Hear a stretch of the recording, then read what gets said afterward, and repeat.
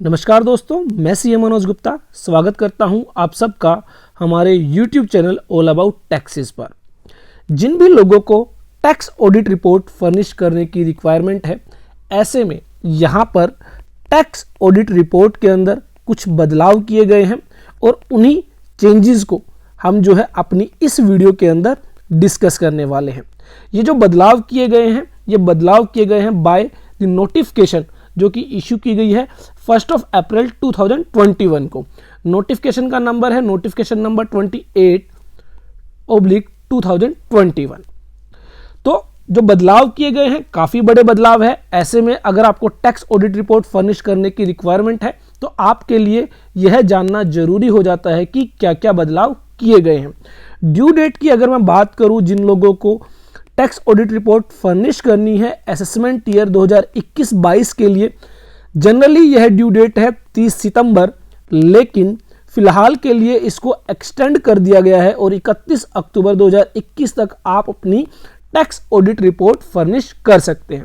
तो चलिए अब हम बात करते हैं कि क्या क्या बदलाव किए गए हैं।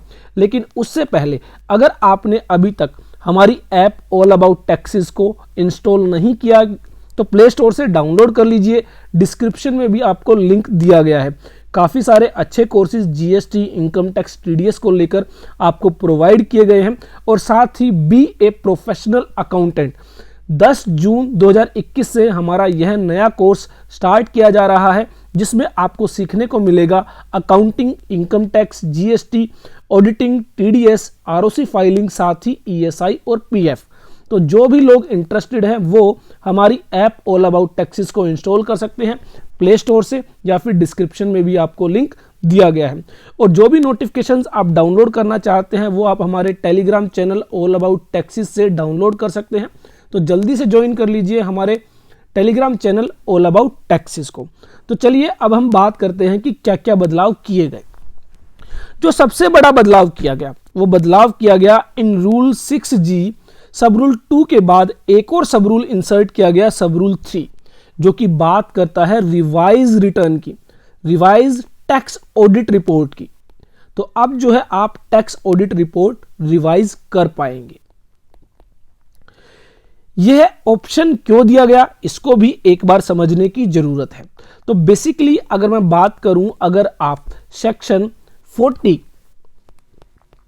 और सेक्शन 43B अगर आप इनसे परिचित हैं तो सेक्शन 40 में बताया गया है कोई भी एक्सपेंस जिस पर टीडीएस डिडक्ट करने की रिक्वायरमेंट थी और उस पर टीडीएस डिडक्ट नहीं किया गया, तो ऐसे में 30% ऑफ एक्सपेंस डिसअलाउ कर दिया जाता है।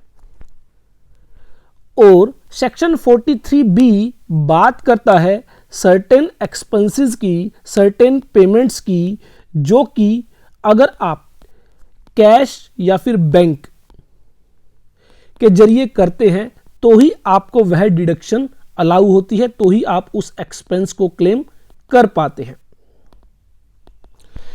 दोनों ही सिचुएशंस में यह बताया गया है कि अगर कोई व्यक्ति जो सेक्शन 40 और सेक्शन 43B के तहत आता है, अगर वो and of the financial year तक मान लीजिए इन सेक्शंस को कंप्लाई नहीं कर पाता है, तो ऐसे में up to the due date of return filing, return filing की ड्यू डेट तक वो कंप्लाई कर सकता है। दैट मीन्स मान लीजिए प्रॉफिट एंड लॉस अकाउंट में यहां पर आपकी सेल्स है 10 लाख रुपीस और मान लीजिए कोई इंटरेस्ट पेमेंट है to the bank 1 lakh rupees, तो यह 1 लाख रुपीस आपको एज एन एक्सपेंस तभी अलाउ किया जाएगा जब आप सेक्शन 43B की कंडीशन फुलफिल करते हैं, जो बात करती है एक्चुअल पेमेंट की। कि अगर आप एक्चुअल पेमेंट करते हैं बैंक को तो ही आप 1 लाख रुपीस का जो है इंटरेस्ट क्लेम कर सकते हैं।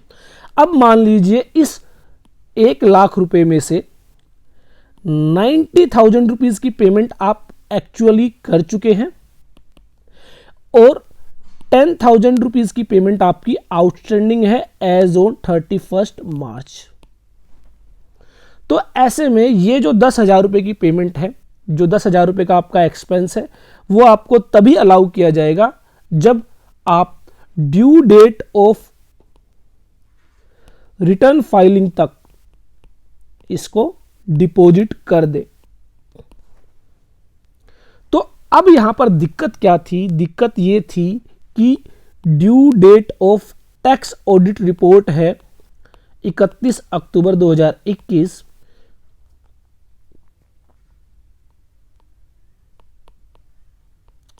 और due date of return of income file करने की ड्यू डेट है 30 नवंबर 2021। तो ऐसे में टैक्स ऑडिट रिपोर्ट फर्निश करते हुए यहां पर अगर मान लीजिए एसएससी कहता है कि वो रिटर्न फाइल करने तक वह जो पेमेंट है कर देगा, जिससे कि उसको वो पेमेंट, वो क्लेम अलाउ कर दिया जाएगा। लेकिन जब एक professional tax audit report furnish करेगा 31 अक्टूबर तक, तो यहां पर 1 महीने का 1 मंथ का गैप यहां पर रह जाता है, जो कि एसएससी के लिए अलाउएबल है, जिसमें वो पेमेंट्स कर सकता है। तो मान लीजिए चार्टर्ड अकाउंटेंट के द्वारा यह जो 10,000 रुपए की पेमेंट है यह डिसअलाउ कर दी जाती है और वह उसको टैक्स ऑडिट रिपोर्ट के अंदर मेंशन कर देता है और बाद में मान लीजिए 25 नवंबर को एसएससी के द्वारा अपनी रिटर्न फाइल की जाती है और वह जो है यह पेमेंट कर देता है रिटर्न फाइल करने से पहले। तो ऐसे में वो एक्सपेंस उसको अलाउ कर दिया जाता है। तो यहां पर टैक्स ऑडिट रिपोर्ट को रिवाइज करना होगा ताकि जो डिसअलावेंस प्रोफेशनल चार्टर्ड अकाउंटेंट के द्वारा मेंशन की गई है उसको हटाया जा सके। तो ऐसे में यहां पर रिटर्न रिवाइज करने का ऑप्शन दिया गया है। तो यहां पर कहा गया the report of audit furnished under this rule may be revised by the person by getting revised report of from an accountant duly signed and verified by such accountant and furnish it before the end of the relevant assessment year for which the report pertains if there is payment by such person after furnishing of report which necessitates recalculation of disallowance under section 40 or section 43p। तो basically अगर किसी व्यक्ति के द्वारा tax audit report furnish करने के बाद section 40 और सेक्शन 43B के तहत कोई पेमेंट की जाती है before filing of return of income before due date, तो ऐसे में जो है यहां पर डिसअलावेंस को दोबारा रिकैलकुलेट करना होगा और ऐसे में आपको टैक्स ऑडिट रिपोर्ट रिवाइज करने का ऑप्शन दिया जाएगा। और टैक्स ऑडिट रिपोर्ट आप रिवाइज कर सकते हैं up to the end of the relevant assessment year. तो असेसमेंट ईयर 2021-22 के लिए अगर आप टैक्स ऑडिट रिपोर्ट रिवाइज करना चाहते हैं तो आप 31 मार्च 2022 तक कर सकते हैं। तो यह सबसे बड़ा बदलाव किया गया टैक्स ऑडिट रिपोर्ट के अंदर। उसके बाद यहां पर एक नया क्लोज 8A इंसर्ट किया गया जिसमें कहा गया whether the assessee has opted for taxation under section 115BA, 115BAA, 115BAB, 115BAC और 115BAD।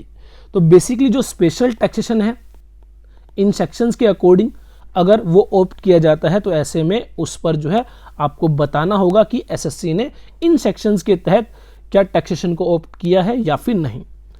उसके बाद पार्ट बी के अंदर क्लोज 17 में जो है यहाँ पर उसको चेंज किया गया है, सब्स्टिट्यूट किया गया है बाय द न्यू क्लोज। तो यहाँ पर अब जो है आपको लैंड और बिल्डिंग और both is transferred during the previous year. अगर प्रीवियस ईयर के दौरान, फाइनेंशियल ईयर के दौरान अगर कोई लैंड बिल्डिंग या फिर लैंड और बिल्डिंग दोनों का ट्रांसफर किया गया है for a consideration less than adopted और असेस्ड और accessible by any authority of A state government, तो ऐसे में अगर जो कंसिडरेशन है वो अगर less than stamp duty value है तो वो आपको यहाँ पर बताना होगा। डिटेल ऑफ प्रॉपर्टी, प्रॉपर्टी की डिटेल्स आपको देनी होगी, कितना कंसिडरेशन आपने रिसीव किया है वो आपको बताना होगा, और स्टैम्प ड्यूटी वैल्यू कितनी है वो आपको बतानी होगी। और उसके बाद यहाँ पर आपको बताना होगा कि क्या वो स्टैम्प ड्यूटी वैल्यू जो है वो with in the limit of second proviso और फोर्थ प्रोविजो जो है, second proviso of section 43C है और फोर्थ प्रोविजो ऑफ सेक्शन 56। तो बेसिकली इन सेक्शंस में कहा गया है कि सेक्शन 43CA और सेक्शन 56, इनके अंदर बेसिकली ये बताया गया है कि अगर जो स्टैम्प ड्यूटी वैल्यू है वो 5% जो कंसीडरेशन है वो मान लीजिए आपका है 1 लाख रुपए, और स्टैम्प ड्यूटी वैल्यू है 1,05,000 रुपए। तो अगर वो 5% से डिफरेंस ज़्यादा नहीं है तो ऐसे में आप कंसीडरेशन को ही जो है फुल वैल्यू कंसीडरेशन ट्रीट करेंगे। और अगर मान लीजिए स्टैम्प ड्यूटी वैल्यू 5% से ज़्यादा है, जो डिफरेंस है वो 5% से ज़्यादा है, मान लीजिए 1,08,000, तो ऐसे में जो फुल वैल्यू कंसीडरेशन माना जाएगा वो माना जाएगा स्टैम्प ड्यूटी वैल्यू। तो ये आपको यहाँ पर बताना है कि जो डिफरेंस है क्या वो सेकंड प्रोविजो के अंदर है, विद इन दी लिमिट है, और अगर वो विद इन दी लिमिट है तो ऐसे में यहाँ पर आप उसको यस करेंगे, अदरवाइज आप उसको नो करेंगे। तो ये बेसिकली जो क्लोज 17 है उसको सब्स्टिट्यूट किया गया है, चेंज किया गया है। उसके बाद in clause 18 for sub clause C, A, C, B the following sub clauses shall be substitute. तो कुछ क्लोज 18 के अंदर यहाँ पर चेंजेस किए गए हैं। Adjustment made to the return down value under section 115 BAC 115 BAD। तो बेसिकली स्पेशल टैक्सेशन के तहत आपको सर्टेन डिडक्शंस अलाउ नहीं की जाती है, जिनमें से आपको एडिशनल डेप्रिसिएशन के लिए भी कुछ एडजस्टमेंट करनी होती है। अगर वो एडजस्टमेंट यहाँ पर की गई है तो वो आपको यहाँ पर बतानी होगी इन दी क्लोज 18, जो कि बेसिकली आपके लिए डेप्रिसिएशन के लिए आप फिल करते हैं। सेम वे में जो एडजस्टमेंट अगर आपने की है regarding return down value of intangible asset due to excluding value of goodwill of a business और प्रोफेशन, तो यहाँ पर गुडविल को एक्सक्लूड करने के लिए अगर आपने कोई एडजस्टमेंट की है तो वो आपको यहाँ पर बतानी होगी। और उसके अलावा अगर आपने रिटर्न डाउन वैल्यू के अंदर अगर आपको कोई एडजस्टमेंट की है तो वो आप यहाँ पर सब क्लोज C के तहत बताएंगे। उसके बाद क्लोज 32 में जो है बदलाव किया गया है, सब्स्टिट्यूट किया गया है बाय द न्यू क्लोज, जिसमें आपको बताना है ब्रॉट फॉरवर्ड लॉसेज और डेप्रिसिएशंस। तो यहाँ पर आपको बेसिकली सीरियल नंबर के साथ बताना है किस असेसमेंट ईयर के लिए है, क्या नेचर ऑफ लॉस है, कितनी अमाउंट आपने रिटर्न ऑफ इनकम के अंदर क्लेम की है, और सेक्शन 115 BAC BAD और BAA के तहत अगर आपने कोई लॉस या अलाउंस जो है वो आपको अलाउ नहीं किया गया है, अगर आपने स्पेशल टैक्सेशन को ऑप्ट किया है। उसके बाद amount as adjusted by withdrawal of additional depreciation on account of opting for taxation under section 115 BAC BAD। तो इन स्पेशल टैक्सेशन के तहत जो आपकी एडिशनल डेप्रिसिएशन जो आपने विड्रॉ की है वो आपको बतानी होगी। अमाउंट एज असेस्ड, जो आपकी असेसमेंट के तहत जो अमाउंट एसेस की गई है वो आपको यहाँ पर बतानी होगी, और अगर कोई रिमार्क्स है तो वो आप दे सकते हैं। उसके बाद क्लोज 36 जो है वो ओमिट किया गया है, जो कि बेसिकली डिविडेंड डिस्ट्रीब्यूशन टैक्स की बात करता था, और डिविडेंड अंडर सेक्शन 2 सब क्लोज 22E के तहत जो आपका डिविडेंड था वो आपको डिस्क्लोज करना होता था, अब वो ओमिट कर दिया गया है। तो ये बड़े बदलाव किए गए हैं टैक्स ऑडिट रिपोर्ट के अंदर। आई होप हमारी यह वीडियो आपके लिए यूजफुल होगी, और इसके रिगार्डिंग अगर आपको कोई भी डाउट है तो आप हमें कमेंट बॉक्स में टाइप कर सकते हैं। देखते रहिए, लाइक करते रहिए, शेयर करते रहिए हमारे YouTube channel all about taxes को।